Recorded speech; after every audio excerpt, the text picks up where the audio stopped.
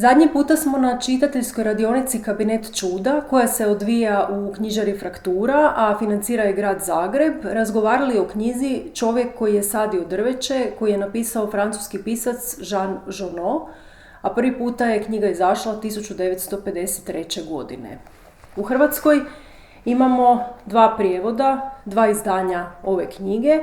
Prvo izdanje izašlo je u prijevodu Zlatka Crnkovića u izdavačkoj kući Ceres u biblioteci Mondo, u kojoj su objavljeni vrlo dobri francuski pisci, i prije par godina izašao je novi prijevod Ivane Šojat u izdavačkoj kući Petrine knjige.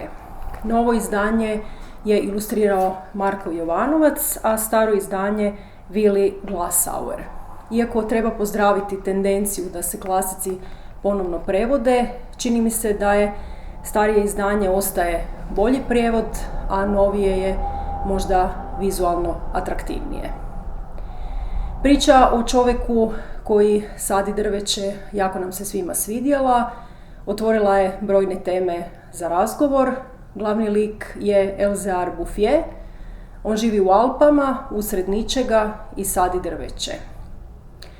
Radnja počinje prije Prvog svjetskog rata i on tako sadi i sadi, živi na tim Alpama, prolaze 2 svjetska rata i u njegovom se životu zapravo ništa puno ne mijenja. Čini mi se da ovu knjigu možemo čitati barem na 2 načina. Prvo, kao priču koja govori o drveću i odnosu čovjeka i prirode. Danas sve više siječemo stabla, štetimo sebi i prirodi, u gradovima nam rastu temperature, nedostaje zelenila, imamo i bujice, poplave jer nemamo dovoljno šumskog tla koje bi upilo vodu. Mislim da su to jako važne teme za razmišljanje. Međutim, ovu knjigu svakako možemo čitati i kao alegoriju. Priča o čovjeku koji je sadio drveće prenosi vrlo važne poruke o pojedincu, ali i o društvu. Potiče nas na razmišljanje koliko često radimo nešto bez ikakvog interesa, bez da čekamo nagradu ili neki instant rezultat.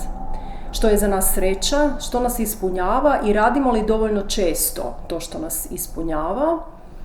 Zatim tu se primjećuje jako veliki raskorak između mirnog života glavnog lika i događaja koje su sa sobom dovela 2 svjetska rata.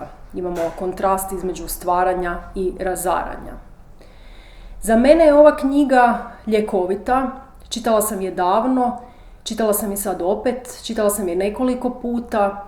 U životu koji je ubrzan i pun loših vijesti, ona nudi neki mir, smiraj i još je uz to odlično napisana. Za mene je ona metafora za posvećeno, dugotrajno bavljenje nečim.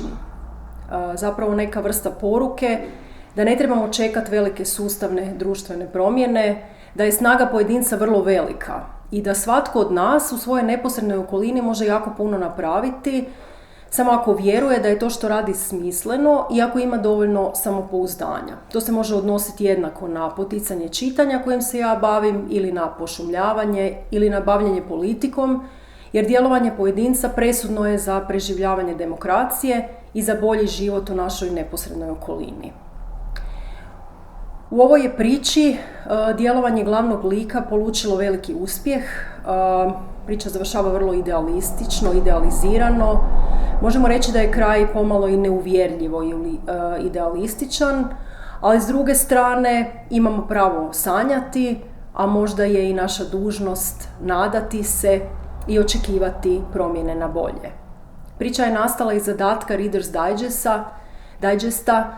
Zadatak je bio opisati najnezaboravniju osobu koju ste ikad sreli. Dakle, ako želite upoznat jednu nevjerojatnu, nezaboravnu osobnost, napuniti se sa puno optimizma, ohrabriti se da se i dalje bavite onime što vam je važno i da od toga ne odustajte, bez obzira na vanjske okolnosti, onda čitajte Čovjeka koji je sadio drveće.